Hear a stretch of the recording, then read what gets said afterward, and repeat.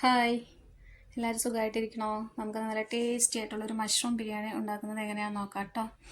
എനിക്കിങ്ങനെ ഒന്നായിട്ട് ഉണ്ടാക്കുന്ന ബിരിയാണിയാണ് കേട്ടോ ഇഷ്ടം. മസാലയും മഷ്റൂമും ഒക്കെ കൂടി കലർത്തി ഉണ്ടാക്കുന്നതാണ് കേട്ടോ ഇഷ്ടം. അതാകുമ്പോൾ നമുക്ക് ഒരുപാട് കഴിക്കാം.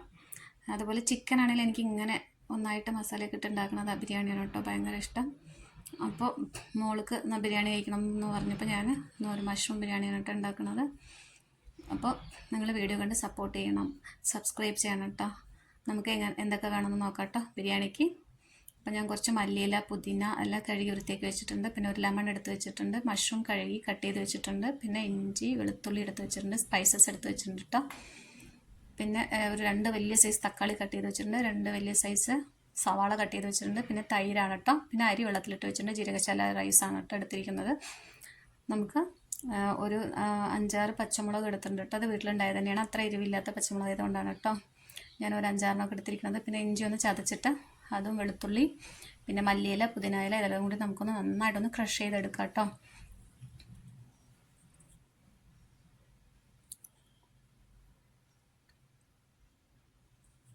നന്നായിട്ടൊന്ന് ക്രഷ് ചെയ്തെടുത്തിട്ടുണ്ട് കേട്ടോ. നമുക്ക് ചട്ടി അടുപ്പത്ത് വെക്കാം കേട്ടോ. പിന്നെ കുറച്ച് മല്ലിയിലൊക്കെ ഞാൻ അവിടെ എടുത്ത് വെച്ചിട്ടുണ്ട് കേട്ടോ, നമുക്ക് പിന്നീട് ഉപയോഗിക്കാൻ വേണ്ടിയിട്ട്.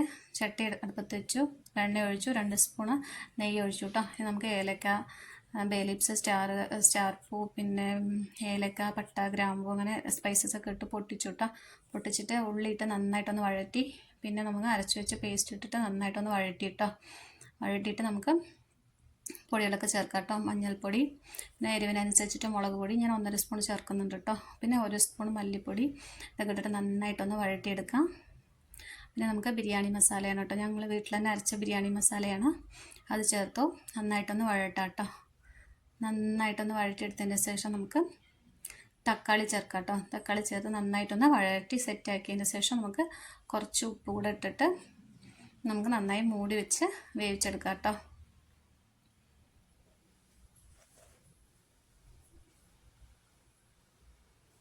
നിങ്ങളെങ്ങനെ ബിരിയാണി ഉണ്ടാക്കുക അതുകൂടെ കമൻറ്റ് ചെയ്യണം കേട്ടോ. പിന്നെ ഈ റെസിപ്പി നിങ്ങളും ട്രൈ ചെയ്ത് നോക്കിയിട്ട് അഭിപ്രായം പറയണം കേട്ടോ. നന്നായിട്ട് വെന്ത് വന്നിട്ടുണ്ട് കേട്ടോ.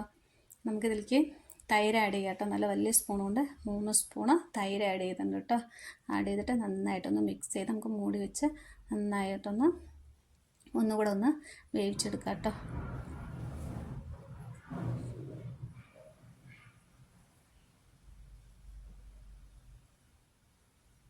നന്നായിട്ട് വേവിച്ചു കേട്ടോ. നന്നായിട്ട് എണ്ണയൊക്കെ തെളിഞ്ഞ് വന്നിട്ടുണ്ട്. നമുക്ക് മഷ്റൂം ഇടാം കേട്ടോ. മഷ്റൂം ഇട്ട് നന്നായിട്ടൊന്ന് ഇളക്കി സെറ്റാക്കിയിട്ട് കുറച്ച് നേരം മൂടി വെച്ച് വേവിക്കാം കേട്ടോ. മഷ്റൂം ഒരു 1/4 വേവായി ആകുമ്പോൾ നമുക്ക് തുറന്നിട്ട് അരി കഴുകിയിട്ട് അതിലിടാം കേട്ടോ. ഇട്ട് നന്നായിട്ടൊന്ന് മിക്സ് ചെയ്ത് വെക്കാം. ഞാൻ ഈ ഗ്ലാസ് കൊണ്ട് 3 ഗ്ലാസ് അരിയാണ് കേട്ടോ എടുത്തിരിക്കുന്നത്. അതുകൊണ്ട് 6 ഗ്ലാസ് വെള്ളം ഒഴിച്ചിട്ട് ആവശ്യത്തിന് ഉപ്പിട്ടിട്ട് നന്നായിട്ടൊന്ന് മിക്സ് ചെയ്ത് മൂടി വെച്ചു കേട്ടോ. മൂടി വെച്ചിട്ട് ഞാൻ മീഡിയം ഫ്ലെയിമിൽ വെച്ചിട്ട് വെള്ളം ഒന്ന് വറ്റി വരുന്നവരെ വേവിച്ചു കേട്ടോ. വേവിച്ചിട്ട് ലെമൺ അരമുറിയാണ് കേട്ടോ ഞാൻ എടുത്തത്, യൂസ് ചെയ്തത്. നല്ല ജ്യൂസ് ഉള്ളതുകൊണ്ട് അരമുറി ലെമൺ പിഴിഞ്ഞത് ഒഴിച്ചു. പിന്നെ മല്ലിയില, പുതിനയില മാറ്റി വെച്ചിട്ടുണ്ടെങ്കിൽ അത് കട്ട് ചെയ്തിട്ടു.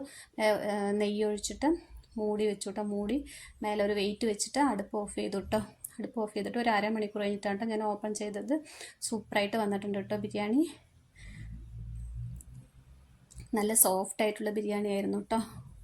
നന്നായി വെന്തും പോയിട്ടുണ്ടായിരുന്നില്ല, ആവശ്യത്തിന് കറക്റ്റായിരുന്നു കേട്ടോ ഒക്കെ. അപ്പോൾ നല്ല ടേസ്റ്റി ആയിട്ടുള്ള ബിരിയാണിയാണ് കേട്ടോ. മോള് വിശക്കണു എന്ന് പറഞ്ഞപ്പോൾ ഞാൻ ഒരു 1/2 മണിക്കൂറിനുള്ളിൽ തന്നെ തുറന്ന് അവൾക്ക് എടുത്തു കൊടുക്കുകയാണ് കേട്ടോ. അപ്പോൾ നിങ്ങൾക്ക് ഇഷ്ടപ്പെട്ടോ വീഡിയോ? ഇഷ്ടപ്പെട്ടെങ്കിൽ ലൈക്ക് ചെയ്യണം, കമൻറ്റ് ചെയ്യണം, സബ്സ്ക്രൈബ് ചെയ്യണം കേട്ടോ. Thank you.